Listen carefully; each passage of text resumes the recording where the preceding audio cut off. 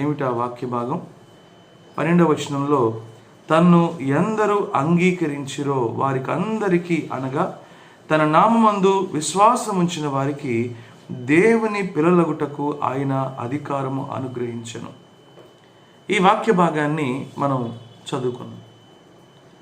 దేవుడు మన పట్ల ఎలాంటి కార్యం చేశాడో మనకు అర్థమైతే మన జీవితము ఆశ్చర్యకరమైన రీతిలో మారుతుందండి. అనేక మంది ఈ గ్రహింపు లేకపోవడం వలన వారి జీవితాన్ని ఎలా జీవిస్తున్నారు అని చెప్పనంటే, దేవునితో సంబంధం లేని వారిగా జీవిస్తున్నారు. దేవుని శక్తిని ఆశ్రయించని వారిగా జీవిస్తున్నారు. దేవుని వాక్యంలో రాయబడిన మాట ఏమిటి అని చెప్పనంటే, చివరి దినాల్లో ఎటువంటి భక్తి ఉంటుందో దేవుడు రాయించాడు. ఇది ఎలాంటి భక్తి? సూపర్ఫిషియల్, అంటే పైన భక్తి, పేరుకు భక్తిలాగా కనపడుతుంది కానీ, అంటే ఆచారాలన్నీ కూడా ఉంటాయి ఈ భక్తిలో. ఆచార సంబంధమైన భక్తే కానీ ఇది నిజమైన భక్తి కాదు. శక్తి లేని భక్తి, దేవుని శక్తిని ఆశ్రయించని భక్తి. దానికి కారణం ఏమిటి అని చెప్పానంటే, దేవుని గురించిన గ్రహింపు, దేవుడు చేసిన గొప్ప కార్యమును గురించిన గ్రహింపు అనేక మందికి లేకపోవడమే. ఇప్పుడు చదివిన వాక్య భాగంలో రాయబడిన మాట, ఎందరైతే ఆయనని అంగీకరించారో వారందరికీ కూడా దేవుడిస్తున్న ఆధిక్యతను గురించి, దేవుడిస్తున్న అధికారమును గురించి రాశాడు. ఏమిటి ఆ ఆధిక్యత, ఏమిటి ఆ అధికారము అని చెప్పనంటే, వారందరికీ ఆయన ఏం అధికారం ఇచ్చాడండి? దేవుని పిల్లలగుటకు ఆయన అధికారము అనుగ్రహించను. దేవుని పిల్లలగుటకు ఆయన అధికారము అనుగ్రహించను. దేవాది దేవునికి పిల్లలుగా జీవించటము అని చెప్పనంటే, ఇది సాధారణమైన విషయం కాదు, సామాన్యమైన విషయము కానీ కాదు. మన స్థితి, మన పరిస్థితి ఏంటి అనేది మరి మొదటి పేతురు రాసిన మొదటి పత్రిక 2వ అధ్యాయంలో మనం చూసినట్లయితే, ఇక్కడ రాయబడిన మాట చూడండి. పేతురు రాసిన మొదటి పత్రిక 2వ అధ్యాయంలో రాయబడిన మాట 9వ వచనంలో, అయితే మీరు చీకట్లో నుండి ఆశ్చర్యకరమైన తన వెలుగులోనికి మిమ్మను పిలిచిన వాని అని చెప్పని రాయబడింది. అంటే మనము ఏమై ఉన్నాము అని చెప్పనంటే, చీకట్లో ఉన్నాము. చీకటిలో నుండి ఆశ్చర్యకరమైన వెలుగు అని చెప్పని రాయబడింది. దేవుడు వెలుగై ఉన్నాడు, ఆయనలో వెలుగు ఉంది, ఆయనలో చీకటి ఎంత మాత్రమో లేదు. కానీ మనము ఎలాంటి వారము? మన గురించి రాయబడిన మాట ఏమిటి అని చెప్పనంటే, మనము చీకట్లో ఉన్నాము అని చెప్పని రాయబడింది. అలాగే ఎఫెసీయులకు రాసిన పత్రిక 5వ అధ్యాయంలో రాయబడిన మాట ఏమిటి అని చెప్పనంటే, మీరు పూర్వము చీకటి అయి ఉన్నారు అని చెప్పని రాయబడింది. అవునండి, చీకటిలో ఉన్నారు అని చెప్పని రాయబడింది, చీకటి అయి ఉన్నారు అని చెప్పని రాయబడింది. అంటే దీని అర్థం ఏంటి? ఏ వ్యక్తి అయితే పాప సంబంధమైన క్రియలు చేస్తాడో ఆ వ్యక్తి దేవుని సంబంధి కాదు. ఏ వ్యక్తి అయితే దేవునికి ఆయాస్కరమైన, దేవునికి అసహ్యమైన, దేవునికి వ్యతిరేకమైన, దేవుని మీద తిరుగుబాటు చేసే క్రియలు చేస్తాడో ఆ వ్యక్తి వెలుగు సంబంధి కానే కాదు. ఆ వ్యక్తి చీకటిలో జీవించే వ్యక్తి అని చెప్పిన అర్థం. ఆ వ్యక్తి అపవాది సంబంధి. అపవాది అంటే చీకటికి నిదర్శనం. చీకటికి నిదర్శనమే అపవాది. కాబట్టి ఎవరైతే అపవాది కార్యాలను చేస్తూ ఉంటారో వాళ్ళందరూ కూడా చీకటి ఉన్నారు అని చెప్పనని దేవుని వాక్యంలో రాయబడి ఉంది. మరి ఈరోజు చాలామంది చెబుతున్నారు మేము దేవుని బిడ్డలము అని. కానీ దేవుని బిడ్డలము అని చెబితే సరిపోతుందా? మనము చెప్పుకుంటే సరిపోదు, కానీ మన క్రియల్లో దేవుని బిడ్డలు అనబడే క్రియలు కనపడాలి. దేవుని బిడ్డలు క్రియలు అని చెప్పనంటే అర్థం ఏంటి? దేవుని బిడ్డల యొక్క క్రియలు అంటే వెలుగు సంబంధుల యొక్క క్రియలు. వెలుగు క్రియలు ఎలా ఉంటాయో ఇక్కడ రాయబడి ఉందండి. ఒకసారి దేవుని వాక్యాన్ని మనం చూద్దాం. ఎఫెసీయులకు రాసిన పత్రిక 5వ అధ్యాయంలో గనక మనం చూసినట్లయితే అక్కడ రాయబడిన మాట, the fruit of light consist in all goodness, righteousness and truth. The fruit of light consist in all goodness, righteousness and truth. వెలుగు ఫలము ఏమనగా అని చెప్పని రాయబడింది. ఏమిటండి వెలుగు ఫలము అని చెప్పనంటే, మంచితనము, సమస్త విధమైన మంచితనము, నీతి, సత్యము అనే వాటిలో కనబడుచున్నది అని చెప్పనని రాయబడి ఉందండి. గమనిస్తున్నారా? దేంట్లో రాయబడి ఉంది? సత్యములో కనపడుతుంది, నీతిలో కనపడుతుంది, అలాగే మంచితనములో కనపడుతుంది. ఈరోజు అలాంటి జీవితము ఎంతమంది జీవిస్తున్నారండి? దేవుని దృష్టికి నీతిగా జీవిస్తున్న వారు ఎంతమంది? దేవుని దృష్టికి మరి సత్యాన్ని అనుసరిస్తూ జీవిస్తున్నవారు ఎంతమంది? దేవుని దృష్టికి మంచితనము తమ జీవితంలో కనిపించేవారు, కనపరిచేవారు ఎంతమంది అండి? ఆలోచిస్తున్నారా? అనేకులు చెబుతున్నారు మేము దేవుని బిడ్డలము అని చెప్పినని, కానీ వారి జీవితంలో కనిపించింది ఏంటి అని చెప్పినంటే, దేవుని బిడ్డలకి సంబంధించిన క్రియలు కనిపించట్లేదండి. దయచేసి టెలికాన్ఫరెన్స్లో ఉన్న వాళ్ళందరూ కూడా మ్యూట్లో పెట్టాలండి. దయచేసి టెలికాన్ఫరెన్స్లో ఉన్న వాళ్ళందరూ కూడా మ్యూట్లో పెట్టినట్లయితే మిగతా వాళ్ళకి క్లారిటీ ఉంటుంది. మరి యూట్యూబ్లో మరి కొన్ని టెక్నికల్ ప్రాబ్లమ్స్ వల్ల ఇబ్బంది అవుతుంది, అందుకని టెలికాన్ఫరెన్స్లో కంటిన్యూ అవుతుంది, యూట్యూబ్లో తర్వాత అప్లోడ్ చేస్తాం. దయచేసి శ్రద్ధగా ఆలకించని. టెలికాన్ఫరెన్స్లో ఉన్న వాళ్ళు మాత్రం మ్యూట్లో ఉంచవలసిందిగా మనం చేస్తున్నాం.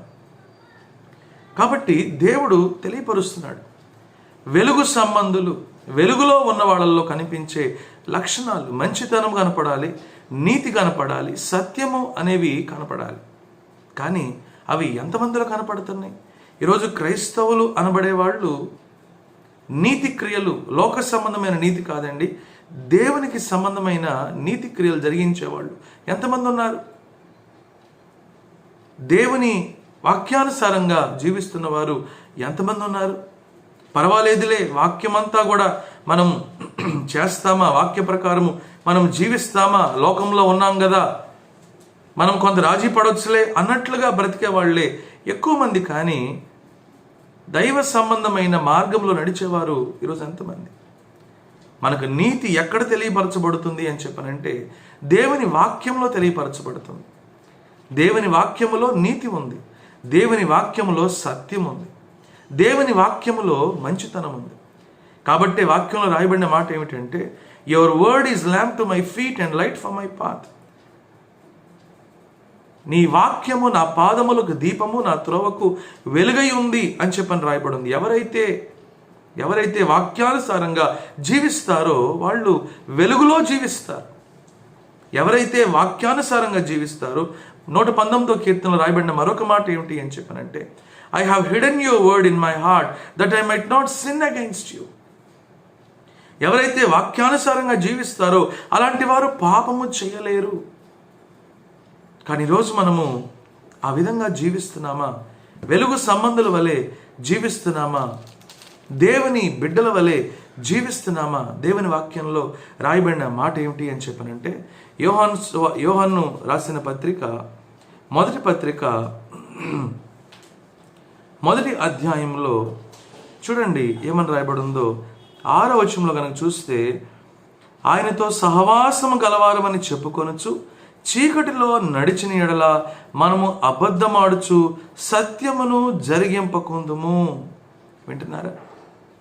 ఎవరైతే మేము వెలుగులో ఉన్నాము అని చెప్పుకుంటున్నారు అంటే, మేము బాప్తీసం తీసుకున్నామండి, లేకపోతే మేము చిన్నప్పటి నుండే క్రైస్తవులమండి, మా తాతలు క్రైస్తవులండి, మా తల్లిదండ్రులు క్రైస్తవులండి, మా ముత్తాతలు క్రైస్తవులండి, మేము పుట్టడమే క్రైస్తవ్యంలో పుట్టేవండి అని చెప్పి అనుకుంటూ వారి జీవితంలో గనక చీకటి క్రియలు గనక ఉన్నట్లయితే వాళ్ళు ఏం చెబుతున్నారంట? అబద్ధమాడుచున్నారు.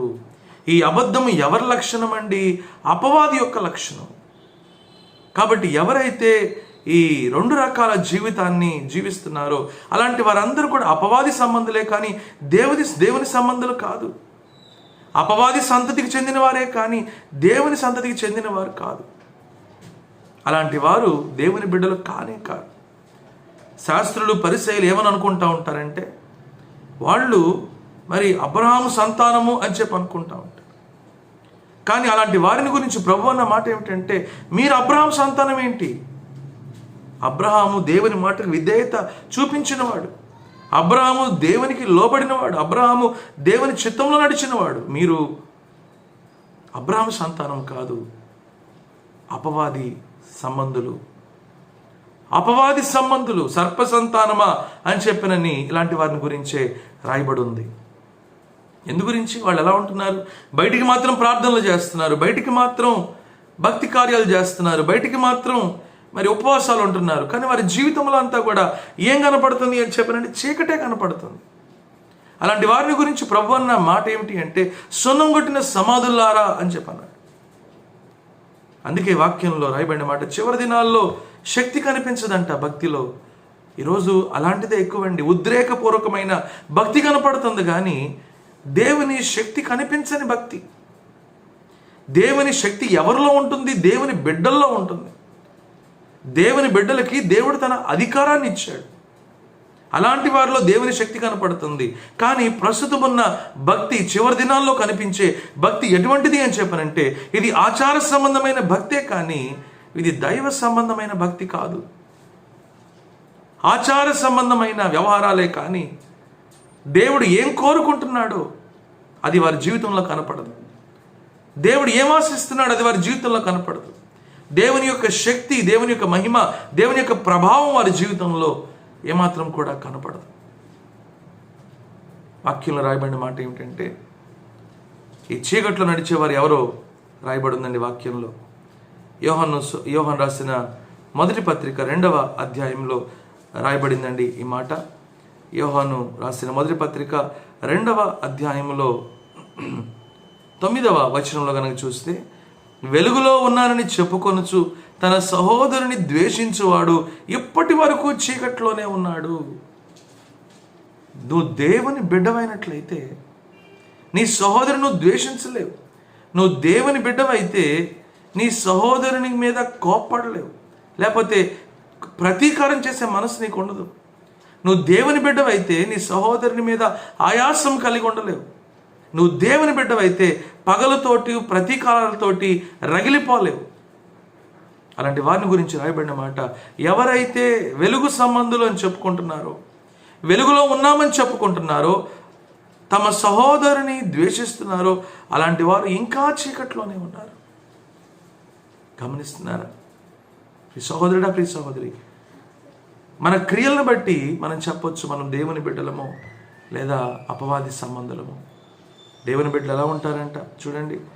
ఇదే యోహాను రాసిన మొదటి పత్రిక మొదటి అధ్యాయంలో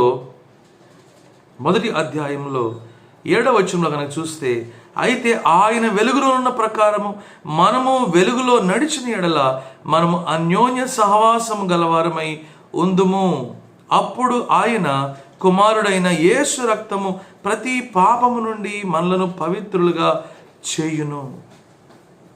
ఎవరైతే దేవునితో సంబంధము సహవాసము కలిగి ఉంటారో వారిలో యథార్థత ఉంటుందండి, నిజాయితీ ఉంటుందండి. దేవుని వెలుగులో వారి వాస్తవమైన స్వభావం కనపడుతుందండి. దేవుని వెలుగులో వారిలో ఉన్న చీకటి జీవితం అంతా కనపడుతుందండి. దేవుని వెలుగులో వారిలో ఉన్న ఆ చీకటి క్రియలన్నీ కూడా కనపడతాయండి. అలాంటివన్నీ కూడా వాళ్ళు ఏం చేస్తారు? ఒప్పుకుంటారు. ప్రియ సహోదరుడా, ప్రియ సహోదరి, నువ్వు దేవునితో సహవాసం చేసే వ్యక్తివి అయితే నీలో ఉన్న ప్రతి లోపము, ప్రతి పాపము, ప్రతి అవిధేయత నీ కళ్ళ ముందు కనబడుతుంది. దాన్ని ఒప్పుకుంటావు, విడిచిపెడతావు. ప్రభువు తన రక్తముతో నిన్ను పరిశుద్ధపరుస్తాడు. దేవుని బిడ్డలంటే ఎలా ఉండాలో తెలుసా అండి?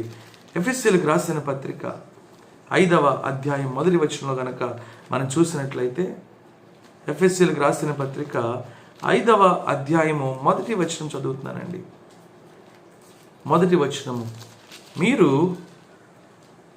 ప్రియులైన పిల్లల వలె దేవుని పోలి నడుచుకొనుడి. చూసారా? మనం వెలుగు సంబంధులమైతే, మనం దేవుని బిడ్డలమైతే ఎవరిని పోలి నడుచుకోవాలండి?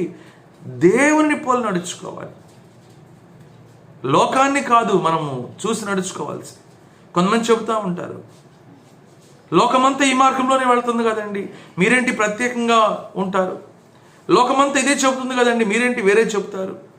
లోకమంతా ఇదే పాటిస్తున్నారు కదండి, మరి మీరెందుకు ఇలా పాటిస్తున్నారు? దేవుని మార్గం వేరు, లోకపు మార్గం వేరు. దేవుని విధానం వేరు, లోకపు విధానం వేరు. అందుకే దేవుడు తన వాక్యంలో రాయించిన మాట, మీ తలంపులు నా తలంపుల వంటివి కావు, మీ మార్గములు నా మార్గముల వంటివి కావు. భూమి కంటే ఆకాశము ఎంత ఉన్నతముగా ఉన్నదో మీ తలంపుల కన్నా నా తలంపులు, మీ మార్గముల కన్నా నా మార్గములు అంత ఉన్నతముగా ఉన్నాయని చెప్పని దేవుడు చెప్తున్నాడు. మనము దేవుని బిడ్డలమైతే ఎవరిని పోలి నడుచుకుంటామండి? దేవుని పోలి నడుచుకుంటాం. దేవుని పోలి నడుచుకోవడానికి మనం ఇష్టపడతాం. ప్రియ సహోదరుడా, ప్రియ సహోదరి, మనము దేవుని బిడ్డలమేనా? మనము దేవుని బిడ్డలమేనా? దేవుని బిడ్డలమని అనుకుంటున్నామా? దేవుని బిడ్డలకి దేవుడు అధికారం ఇచ్చాడండి. దేవుని కుమారులుగా కుమార్తెలుగా జీవించే అధికారం ఇచ్చాడండి. ఆ అధికారము ఎందుకు ఇవ్వబడిందో తెలుసా? ప్రతి విధమైన చీకటి క్రియలన్నింటినీ కూడా జయించడానికి ఇవ్వబడింది. అపవాదిని జయించడానికి ఇవ్వబడింది. లోకాన్ని జయించడానికి ఇవ్వబడింది. పాపాన్ని జయించడానికి ఇవ్వబడింది. ఈరోజు ఆ అధికారాన్ని మనం పొందుకుంటున్నామా? ఈరోజు ఆ అధికారాన్ని మనం పొందుకున్నామా? అధికారము కలిగి జీవిస్తున్నామా? దేవుడు ఇచ్చిన అధికారం. తెస్సలోనికీయులకు రాసిన మొదటి పత్రిక, దానికన్నా ముందు ఎఫెసీయులకు రాసిన పత్రికే చూద్దామండి. ఎఫెసీయులకు రాసిన పత్రిక 5వ అధ్యాయంలో కనుక చూస్తే ఇక్కడ ఒక చక్కటి మాట రాయబడి ఉంది. చూడండి, దేవుని బిడ్డలైతే చేయాల్సింది ఏమిటో 10వ వచనంలో రాయబడి ఉంది. చూడండి, కనుక ప్రభువుకు ఏది ప్రీతికరమైనదో దానిని పరీక్షించుచు వెలుగు సంబంధుల వలె నడుచుకొనుడి. పరీక్షించాలంట. దేవుని బిడ్డలైన వాళ్ళు ఏం చేస్తారండి? పరీక్షిస్తారు. ఏం పరీక్షిస్తారు? ఇది దేవుని చిత్తమా కాదా అని పరీక్షిస్తారు. ఇది దేవుని మహింపరుస్తుందా లేదా అని పరీక్షిస్తారు. ఇది దేవుని సంతోషపరుస్తుందా లేదా అని పరీక్షిస్తారు. ఇది దేవుని వాక్యానుసారంగా ఉందా లేదా అని పరీక్షిస్తారు. ఈరోజు ప్రజలు ఏం నమ్ముతున్నారంటే ప్రవచనాలు నమ్ముతున్నారు, కళలు నమ్ముతున్నారు, దర్శనాలు నమ్ముతున్నారు. దేవుడు మాట్లాడని కాదు, మాట్లాడగలడు. మీకు కళలు వచ్చినా, దర్శనాలు వచ్చినా, ప్రవచనాలు వచ్చినా, ఏమొచ్చినా అవన్నీ కూడా వాక్యానుసారంగా లేకపోయినట్లయితే చాలా భయంకరమైన పాపంలో పడే ప్రమాదం ఉందండి. అపవాది మనలను చీకటి మార్గంలో నడిపించే ప్రమాదం ఉందండి. చాలామంది ఈ విధముగా కలలో కనిపించిందని, లేకపోతే ప్రవచనాలు చెప్పారని పెళ్లిళ్ళు చేసుకున్న వాళ్ళు ఉన్నారు.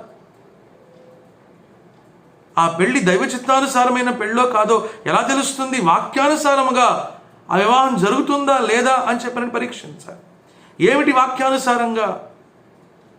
ఏంటి దేవుని చిత్తము? ఒక వ్యక్తి మారు మనసు పొంది పడి ఉండాలి. దేవుని బిడ్డ అయి ఉండాలి. అది బేసిక్ క్రైటీరియా. ఆ బేసిక్ క్రైటీరియా కూడా మనం చూసుకోకుండా ఎవరికో కల్లో వచ్చిందని, ఇంకెవరికో ప్రవచనం వచ్చిందని మనం ముందుకెళ్ళిపోతే దానివల్ల ఎంత తీవ్రమైన నష్టాలండి. మరొకరు చెప్తారు, వాళ్ళు ప్రభు బిడ్డలేనండి, వాళ్ళు మందిరానికి వెళ్తారండి, ప్రభు శరీరం ప్రభు రక్తం తీసుకుంటారండి, బాప్తీసం పొందారండి, 10 లక్షల కట్నం అడుగుతున్నారండి అంటారు. ఏమండి, కట్నం అడిగేవాడు ఇంకెలా ప్రభు బిడ్డండి? దేవుని వాక్యాన్ని నువ్వు మేరుతా ఉంటే నువ్వు ఎలా ప్రభు బిడ్డ అవుతావు? కేవలము నువ్వు ఒక ఆచార సంబంధమైన ఒక కార్యక్రమం చేయడం వలన you are not qualified to be called as a child of God. నువ్వు దేవుని బిడ్డగా పిలువబడటానికి నువ్వు అర్హుడు కానీ అర్హురాలు కానీ కాలేవు. ఎంత భ్రమలో బ్రతుకుతున్నామండి. కులాలను బట్టి చూసి ఆ కులాలను బట్టి వివాహం చేసుకొని దేవుని చిత్తం అండి అంటూ ఉంటారు ఇంకొంతమంది. ఏమండి, ఆ కులంలోనే దేవుని చిత్తం వస్తుందా? ఇక ఏ కులంలో దేవుని చిత్తం రాదా? ఎంత వెరితనం అండి, ఎంత అవివేకం అండి. దేవునికి కూడా చెప్పేవాళ్ళు ఇలాగే చెప్తూ ఉంటారు, అంత దేవుని చిత్తం చేయాలండి అన్నట్లుగా అంటూ ఉంటారు. మరలా కులాలు చెప్తూ ఉంటారు. ఇంకెలా దేవుని బిడ్డలండి వీళ్ళు? అందుకే దేవుని వాక్యం రాయబడి ఉంది, do not be deceived, God can not be mocked. దేవుడు వెక్రింపబడు, మోసపోకుడి. నువ్వు ఏం విత్తుతావో ఆ పంటనే కోస్తావు అని చెప్పని దేవుని వాక్యం రాయబడింది. ప్రభువుకి ఏది ప్రీతికరమైందో ఈరోజు ఆలోచిస్తున్నామా? ప్రభువుని సంతోషపరిచేది ఏంటో ఆలోచిస్తున్నామా? ప్రభువుని ఘనపరిచేది ఏంటో ఆలోచిస్తున్నామా? ప్రభువుని మహింపరిచేది ఏంటో ఆలోచిస్తున్నామా? ప్రభు వాక్యానుసారంగా ఏముందో ఆలోచిస్తున్నామా? దాని ప్రకారంగా మనం బ్రతుకుతున్నామా? లేకపోతే ఎమోషన్స్ని బట్టో, కళలను బట్టో, ప్రవచనాలను బట్టో, దర్శనాలను బట్టో మనం ముందుకు వెళ్తున్నామా? ఎలా వెళుతున్నామండి? నా ప్రజలు జ్ఞానం లేక నశించిపోతున్నారు అని చెప్పని దేవుడు చెప్తున్నాడు. ఈరోజు అనేక మంది ఏడుస్తున్నారు. ఎందుకు ఏడుస్తున్నారు? కుటుంబాలు కూల్చుకొని ఏడుస్తున్నారు. ఎందుకు ఏడుస్తున్నారు? ఎందుకంటే దేవుని వాక్య జ్ఞానం తెలియదు. వెలుగు సంబంధుల వలె జీవించకుండా చీకటి సంబంధుల వలె జీవిస్తున్నారు. చీకటి సంబంధమైన క్రియలు చేస్తున్నారు.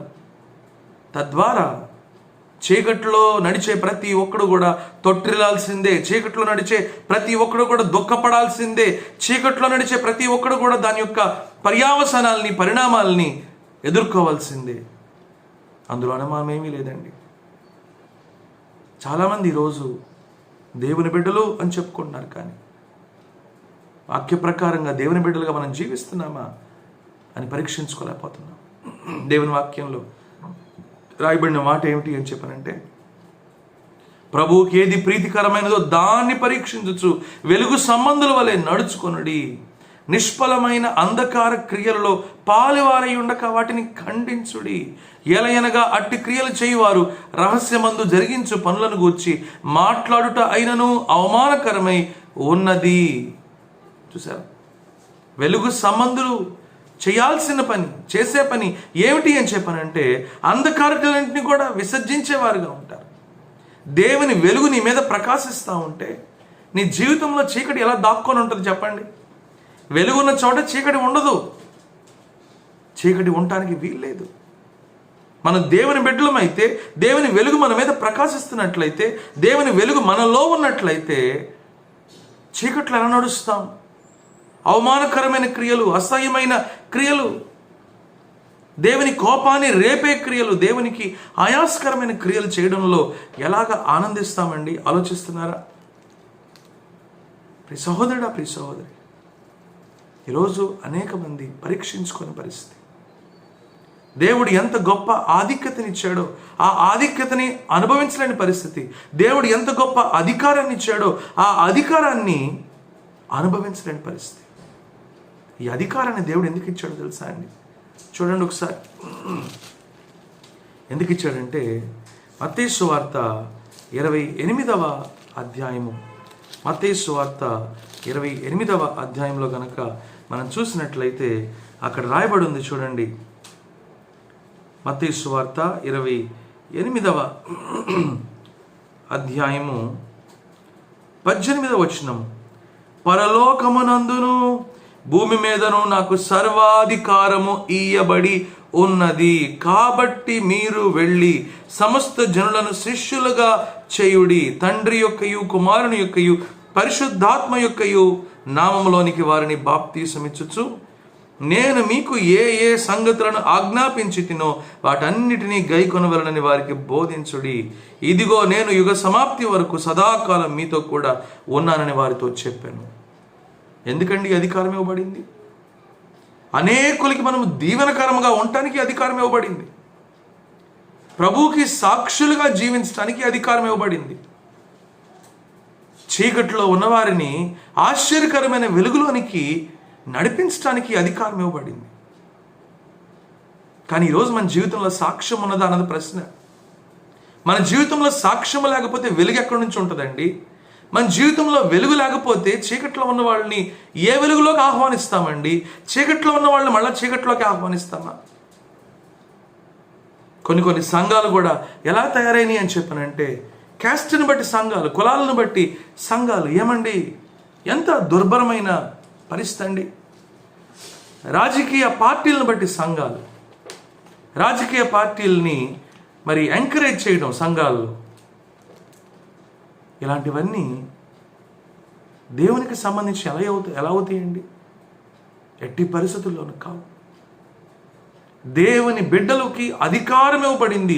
ఎలాంటి అధికారము? సాక్షులుగా జీవించే ఆ గొప్ప ఆధిక్యత, అధికారం ఇవ్వబడింది. పవర్ లేకపోతే శక్తి అని చెప్పి అనుకోవచ్చు.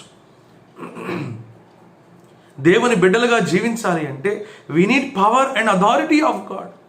దేవుని యొక్క శక్తి, దేవుని యొక్క అధికారం కావాలి. అలా జీవించినప్పుడు మాత్రమే, ఆ అధికారం ఉన్నప్పుడు మాత్రమే మనం ఏం చేస్తాము? అపవాదిని జయించేవారుగా ఉంటాం, అపవాది క్రియలను జయించేవారుగా ఉంటాం, అపవాది తంత్రాలను జయించేవారుగా ఉంటాం. అలాగే అపవాది సంబంధమైన ప్రతి ఆటంకాన్ని, అవరోధాన్ని కూడా జయించేవారుగా ఉంటాం. చీకటితో నిండిన ఈ లోకములో వెలుగుతో నిండిన నక్షత్రముల వలె ప్రకాశించేవారుగా ఉంటామండి. అందుకనే కదా వాక్యం రాయబడి ఉంది, మూర్ఖమైన వక్ర జనం మధ్యలో మీరు ఎలా ఉండాలి? అనింద్యులుగా ఉండాలి, నిష్కళంకులుగా ఉండాలి, నిందారహితులుగా ఉండాలి, జ్యోతుల వలె ప్రకాశించాలి. ఎవరు వీళ్ళు? దేవుని బిడ్డలు. ప్రియ సహోదరుడా, ప్రియ సహోదరి, ఎంతమందికి నువ్వు సాక్షిగా ఉన్నావు? ఎంతమందికి నీ జీవితం దీవెనకరంగా ఉంది? ఎంతమందికి నువ్వు ప్రభువుని పరిచయం చేయగలిగావు నీ సాక్ష్యం ద్వారా? ఎంతమందికి ప్రభువుని పరిచయం చేయగలిగావు నీ జీవిత విధానం ద్వారా? ఎంతమందికి ప్రభువుని పరిచయం చేయగలిగావు వాక్యానుసారమైన జీవితం ద్వారా? లోకంలో ఉన్నవే మనలో కనిపిస్తే మనం ఎలాగా దేవుని బిడ్డలమండి? లోకంలో ఉన్న ప్రకారమే మనం కూడా జీవిస్తూ ఉంటే మనం ఎలాగ దేవుని ఘనపరిచేవారమండి? లోకంలో ఉన్నవే మనలో కనిపిస్తే మనం ఎలాగ ప్రభువుకి సాక్షులమండి? అందుకనే ఈరోజు సంఘాలు బయలాజికల్గా గ్రో అవుతున్నాయి. కానీ బయలాజికల్గా గ్రో అవడం అంటే పిల్లలు, వాళ్ళ పిల్లలు, వాళ్ళ పిల్లలు, వాళ్ళ పిల్లలు, లేదా సంఘస్థులు, ఇక్కడ సంఘస్థులు పక్క చర్చికి వెళ్తారు, అక్కడ సంఘస్థులు ఇంకో చర్చికి వెళ్తారు, అక్కడ సంఘస్థులు ఇంకో చర్చికి వెళ్తారు. వీళ్ళు ఇక్కడ తిరగడమే తప్ప నిజంగా అంధకారంలో ఉన్నవాళ్ళు, చీకట్లో ఉన్నవాళ్ళు, దేవుని ఎరగని వాళ్ళు దేవుని తెలుసుకోగలుగుతున్నారా? Is our testimony challenging the people who do not know the Lord. దేవుని ఎరగని వారిని సవాల్ చేసే విధంగా ఈరోజు మన సాక్ష్యం ఉంటుందా? దేవుని ఎరగని వారు ఇది సరైన మార్గం అండి, ఇది మేలైన మార్గం అండి, ఇది వెలుగు మార్గం అండి, ఇది నీతి మార్గం అండి, ఇది సత్యమైన మార్గం అండి, ఇది యథార్థమైన మార్గం అండి అని ఆ మార్గంలో రావడానికి, నడవటానికి ఇష్టపడుతున్నారండి. మనల్ని చూసి, మన సాక్ష్యాన్ని చూసి ఒక మాట చెప్పాలి మీతోటి. ఈరోజు అలాంటి కార్యం ఎందుకు జరగటం లేదు తెలుసా? వాక్యంలో రాయబడిన మాట, యోహాను సువార్త 1వ అధ్యాయంలో వాక్యం రాయబడిన మాట 11వ వచనము, తన స్వకీయుల యొద్దకు వచ్చెను, ఆయన తన స్వకీయుల యొద్దకు వచ్చెను, ఆయన స్వకీయులు ఆయనను అంగీకరింపలేదు. తన్ను ఎందరు అంగీకరించిరో వారికందరికీ, అనగా తన నామమందు విశ్వాసం ఉంచిన వారికి దేవుని పిల్లలగుటకు ఆయన అధికారము అనుగ్రహించెను. హల్లెలూయా. చూసారండి, ఎవరికి ఇస్తున్నాడు అధికారము? ఎవరైతే ఆయన నామందు విశ్వాసం ఉంచారో, ఎవరైతే ఆయనను అంగీకరించారో. ఆయన అంగీకరించడము అని చెప్పనంటే ఆయన వాక్యాన్ని అంగీకరించడం, ఆయన అంగీకరించడము అని చెప్పనంటే ఆయన ఇచ్చే ఆ రక్షణను అంగీకరించడం, ఆయన అంగీకరించడము అని చెప్పనంటే ఆయన అధికారాన్ని అంగీకరించడం. అవునండి, క్రైస్తవ జీవితం అంటే మన జీవితం మీద సంపూర్ణమైన అధికారము, ఆధిపత్యము దేవునికి ఇవ్వాలి. దీని గురించే సామెతల గ్రంథము 3వ అధ్యాయంలో రాయబడిన మాట, నీ స్వబుద్ధిని ఆధారం చేసుకొనక యెహోవా యందు నమ్మిక ఉంచుము, నీ పూర్ణ హృదయముతో యెహోవా యందు నమ్మిక ఉంచుము, నీ మార్గం అంతట్లో, నీ ప్రవర్తన అంతట్లో ఆయన అధికారమును ఒప్పుకొనుము అని చెప్పడం చూసారా? అదండి, మన ప్రవర్తన అంతట్లో కూడా ఆయన అధికారాన్ని ఒప్పుకోవాలి. ఆయన యందు సంపూర్ణముగా విశ్వాసం ఉంచినప్పుడు మాత్రమే మన ప్రవర్తన మీద ఆయన అధికారాన్ని ఒప్పుకోగలం. ఆయన అధికారాన్ని మనం ఎప్పుడైతే ఒప్పుకుంటామో దేవుని అధికారాన్ని మనం పొందుకుంటాం. హల్లెలూయా. కానీ ఈరోజు అనేక మంది ఇక్కడ రాయబడినట్టుగా అంగీకరించట్లేదు. పేరుకు మాత్రం క్రైస్తవులే, ట్యాగ్ లైన్ క్రిస్టియన్స్ అనే ఉంటుంది ట్యాగ్ లైన్. కానీ అంగీకరించకపోవడం అంటే ఏంటో తెలుసా? వాక్యాన్ని అంగీకరించకపోవడం. ఎవరండి యేసుక్రీస్తు ప్రభువుని సిలువేసింది? తన స్వకీయులు. ఎందుకు వేశారండి? ఆయన అంగీకరించలేదు. అంటే ఏంటి అర్థం? ఆయన మాటను అంగీకరించలేదు, ఆయన అధికారాన్ని అంగీకరించలేదు, ఆయన ఇచ్చే రక్షణ అంగీకరించలేదు. వాళ్ళే సిలువేశారు. ఈరోజు కూడా క్రైస్తవ్యం అనేది ఒక మతములాగా ఉంది, కానీ క్రైస్తవ్యము దేవుని మార్గములాగా కనిపిస్తుందా అండి? పేరుకైతే చెప్పుకోగలము, ఇది వరల్డ్స్ లార్జెస్ట్ రిలీజియన్ అని చెప్పగలము. But how many people are really walking in the way of the Lord? ఎంతమంది దేవుని మార్గంలో నడుస్తున్నారు అన్నది ప్రశ్న. ఎందరైతే ఆయనని అంగీకరించారు, ఎందరైతే ఆయన అధికారాన్ని అంగీకరించారు, ఎందరైతే ఆయన వాక్యాన్ని అంగీకరించారో, ఎందరైతే ఆయన రక్షణ అంగీకరించారో, వారందరికీ దేవుని పిల్లలగుటకు అధికారము ఆయన అనుగ్రహించాడు. వీళ్ళు ఎలాంటి వాడో తెలుసా అండి? వీళ్ళు ఆచార సంబంధమైన క్రైస్తవులు కాదండి. వింటున్నారా? వీళ్ళు ఆచార సంబంధమైన క్రైస్తవులు ఎంత మాత్రము కాదు. వీళ్ళు ఎటువంటి వారు అని చెప్పనంటే దేవుని వలన జన్మించిన వారు. హల్లెలూయా! ఎంత గొప్ప మాట! దేవుని వలన జన్మించిన వారు. నికోదేము వచ్చి ప్రభుని అడుగుతున్నాడు, ప్రభుతో మాట్లాడుతున్నాడు. అయ్యా, నువ్వు దేవుని నుండి వచ్చావని మాకు అర్థమవుతుంది. కారణం ఏమిటంటే నువ్వు చేస్తున్న పనులు ఇవి సాధారణమైన పనులు కాదు. అందరూ ఇలాంటి క్రియలు చేయలేరు. నువ్వు దేవుని దగ్గర నుంచి వచ్చావు కాబట్టి క్రియలు చేయగలుగుతున్నావంటే ప్రభు ఆ నికోదేముతో అన్నమాట. ఒకడు క్రొత్తగా జన్మించితేనే కానీ వాడు పరలోక రాజ్యంలో చూడలేడు. ఒకడు నీటి మూలముగాను ఆత్మ మూలముగాను జన్మించితేనే కానీ వాడు పరలోక రాజ్యంలో ప్రవేశించలేడు అని చెప్పని ప్రభు మాట్లాడాడు. దేవుని బిడ్డలుగా జీవించే అధికారాన్ని మనం పొందుకోవాలి అని చెప్పారంటే దేవునికి మన జీవితంలో అవకాశం ఇవ్వాలండి. వాక్యంలో రాయబడిన మాట ఏమిటో తెలుసా? చూడండి, ప్రకటన గ్రంథం 3వ అధ్యాయంలో కనుక మనం చూస్తే అక్కడ చక్కటి మాట రాయబడి ఉందండి. ఒకసారి ఓపెన్ చేస్తారా? ప్రకటన గ్రంథము 3వ అధ్యాయంలో మనం చూస్తే అక్కడ రాయబడిన మాట చూడండి. ప్రకటన గ్రంథము 3వ అధ్యాయము 30వ వచనం. ఇదిగో నేను తలుపు నొద్ద నిలుచుండి తట్టుచున్నాను. ఎవడైనను నా స్వరము విని తలుపు తీసిన ఎడల నేను అతని యొద్దకు వచ్చి అతనితో నేనును నాతో కూడా అతడును భోజనము చేయుదము. చూసారా? ప్రభు ఏం చేస్తున్నాడు? తలుపు దగ్గర ఉండి తడుతున్నాడు. అంటే ఆయన మాట్లాడుతున్నాడు. ఎవరైతే తలుపు తీస్తారో, అంటే హృదయము అని తలుపు తీస్తారు, అప్పుడు ఆయన వారి జీవితంలోనికి వస్తాడు. కలిసి భోంచేయడం అంటే అర్థము వారితో సహవాసం చేస్తాడని చెప్పిన అర్థం. ఇంతకీ హృదయం అనే తలుపు తీయడం అంటే ఏంటో తెలుసా అండి? ఇదే 20వ వచనంలో కనుక మనం చూసినట్లయితే ఈ 20వ వచనంలో రాయబడిన మాట ఏంటంటే 19వ వచనంలో 2వ భాగం చదువుతున్నాను చూడండి. 2వ భాగం, నీవు ఆసక్తి కలిగి మారు మనస్సు పొందుము. అది హృదయం తెరవడము అని చెప్పనంటే దేవుని మాటకు స్పందించటం. దేవుని మాటకు స్పందించి దేవుడు మన జీవితంలో రావడానికి ఉన్న ఆటంకాలన్నింటినీ కూడా తొలగించుకోవడం. అంటే పాప జీవితాన్ని ఒప్పుకోవడం. పాప జీవితము ఒప్పుకోకుండా పాపము క్షమించబడదు. పాపము క్షమించబడకుండా పాపము పరిహరించబడదు. పాపము పరిహరించబడకుండా ఏ వ్యక్తి కూడా దేవుని కుమారుడిగా కుమార్తెగా జీవించలేరు. అర్థమవుతుందా అండి? అనేక మంది ఎందుకు ఈరోజు దేవుని బిడ్డలుగా పిలువబడుతున్నారు కానీ దేవుని బిడ్డలుగా అధికారము కలిగి ఎందుకు జీవించట్లేదు అని చెప్పనంటే దానికి కారణము మారు మనస్సు లేకపోవడమే, మారు మనస్సు అనుభవం లేకపోవడమే. మారు మనసు ఏంటండి అన్నట్లుగా చూస్తారు చాలామంది. దేవుడు మాట్లాడుతున్న మాటలను బట్టి వారి జీవితంలో ఉన్న లోపాలని దేవుడు ఎత్తి చూపిస్తున్నప్పుడు, గ్రహింపిస్తున్నప్పుడు వెంటనే దాన్ని ఒప్పుకొని ప్రభువా నేను ఈ పనులు చేశాను, ఇలాంటి జీవితం నాకు వద్దు అని చెప్పినని ఎవరైతే ఒప్పుకుంటారో ప్రభువా మీరు నా జీవితంలోనికి రండి, ఈ పాపములు క్షమించండి, మీకు మహిమకరంగా జీవించడానికి నాకు సహాయం చేయండి అని ఎవరైతే ప్రభువుని వారి జీవితంలోకి ఆహ్వానిస్తారో అలాంటి వారు తిరిగి జన్మిస్తారండి. ఈరోజు బాప్తీసానికి అర్థమే మారిపోయింది కదా.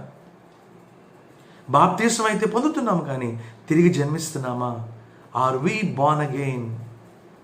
Are we born again? Those who are born again are born of God. అద్భుతమైన మాట చెప్పమంటారా? 1 యోహాను 3వ అధ్యాయంలో రాయబడిన మాట ఏమిటి అని చెప్పనంటే, ప్రభువు వలన జన్మించిన వానిలో ఆయన బీజము నిలుచుచుంటది కనుక వాడు పాపము చెయ్యజాలడు. He cannot continue to sin. దేవుని వలన జన్మించిన వానిలో దేవుని బీజం నిలిచి ఉంటుంది కనుక ఆ వ్యక్తి పాపమును చేయడానికి ఏమాత్రం కూడా తెగించలేడు, పాపములో ఆనందించలేడు. ఆ వ్యక్తి పాపమును దూరంగా పారిపోతాడు, పాపమును అసహించుకుంటాడు, పాపం మీద జయం పొందుతాడు. పాపం మీద నువ్వు జయం పొందావంటే అపవాది మీద నువ్వు జయం పొందినట్టే. అపవాది మీద నువ్వు జయం పొందావంటే అపవాది తంత్రాల మీద నువ్వు జయం పొందుకుంటావు. ప్రియ సహోదరుడా, ప్రియ సహోదరి, దేవుడు ఈరోజు మనల్ని పిలుస్తున్నాడు, అధికారం కలిగి జీవించడానికి పిలుస్తున్నాడు, దేవుని బిడ్డలుగా జీవించడానికి పిలుస్తున్నాడు, వెలుగు సంబంధులుగా ఆయన పోలికలో జీవించడానికి పిలుస్తున్నాడు. అనేక మందికి ఆశీర్వాదకరంగా ఉండునట్లుగా, మన జీవితము అనేక మందిని ప్రభావితం చేసే విధంగా ఉండునట్లుగా, చీకట్లో ఉన్నవారు వెలుగులోనికి వచ్చినట్లుగా, నిత్య నరకాగ్నికి వెళ్ళేవాళ్ళు పరలోక రాజ్య వారసులగునట్లుగా మనల్ని వాడుకోవాలని దేవుడు పిలుస్తున్నాడు. సిలువలో ఆయన చేసిన ఆ గొప్ప బలియాగాన్ని బట్టే ఈరోజు మీకు నాకు ఆయన కుమారులుగా కుమార్తెలుగా జీవించే అధికారము ఆధిక్యత ఇవ్వబడిందండి. హల్లెలూయా. అందుకే మనము దేవుని ఏమని పిలవగలుగుతున్నామో తెలుసా? క్రీస్తు ప్రభువుని బట్టి ఏమని పిలవగలుగుతున్నామో తెలుసా? అబ్బా తండ్రి అని పిలువబడుతుంది. ఎందరైతే ప్రభు ఆత్మను కలిగి ఉంటారు అలాంటి వారందరూ కూడా దేవుని తండ్రి అని పిలుస్తారు. అలాంటి వారు దేవుని బిడ్డలుగా, దేవునికి ప్రియమైన పిల్లలుగా, దేవునికి మహిమకరంగా, ప్రభుకి సాక్షులుగా జీవిస్తారు, ఫలభరితంగా జీవిస్తారు, అనేక మందికి ఆశీర్వాదకరంగా బ్రతుకుతారు. అట్టి కృప దేవుడు మనకి అనుగ్రహించినట్లు ప్రార్థన చేద్దామా? ప్రతి ఒక్కరూ ప్రార్థన చేద్దామండి. ప్రభుతోటి తిరుగుదాం. మహాపరిశుద్ధుడ, సర్వశక్తి కలిగిన దేవా, మీకు స్తోత్రం. ఈ రాత్రికాల సమయంలో ఎంతో సూటిగా స్పష్టంగా మాతో మాట్లాడారు, మీకు స్తోత్రం దేవా. మరి కొంత ఇబ్బంది ఏర్పడినప్పటికీ కూడా మీరు సహాయం చేశారు, చేస్తున్నారు, మీకు స్తోత్రం నాయన. మేము మీ బిడ్డలుగా జీవించే అధికారాన్ని మీరు ఇచ్చారయ్యా, మీకు స్తోత్రం. ఆ అధికారానికి తగినట్లుగా మేము ప్రవర్తించినట్లుగా సహాయం చేయండి. మీ అధికారం పొందినట్లు ఇంకా ఎంతమంది అయితే మారు మనస్సు పొందలేదో, అనుభవమే లేదో, తిరిగి జన్మించే అనుభవం లేదో, అలాంటి వారందరికీ కూడా నిజమైన మారు మనస్సు, ఆ తిరిగి జన్మించే అనుభవాన్ని దయచేసి మీకు మహిమకరంగా, మీకు సాక్షులంగా జీవించడానికి సహాయం చేయమని, అలాగే ప్రభు ఈ కోవిడ్ వైరస్ నుంచి మా దేశమును, మా రాష్ట్రమును సంపూర్ణముగా స్వస్థపరిచి స్వేచ్ఛతో, స్వాతంత్రంతో మిమ్మల్ని స్తుతించడానికి, ఆరాధించడానికి మాకు సహాయం చేయమని యేసు నామములో అడిగి వేడుకొని ప్రార్థిస్తున్నాం తండ్రి, ఆమేన్. మన తండ్రి అయిన దేవుని యొక్క ప్రేమ, కుమారుడైన యేసుక్రీస్తు యొక్క కృప, పరిశుద్ధాత్మని యొక్క అన్యోన్య సహవాసం ఇప్పుడు ఎల్లప్పుడు సదాకాలం మనకు తోడై ఉండి మనల్ని సంరక్షించను గాక. ఆమేన్. అందరికీ వందనాలండి. దేవుడు మిమ్మల్ని దీవించును గాక. God bless you.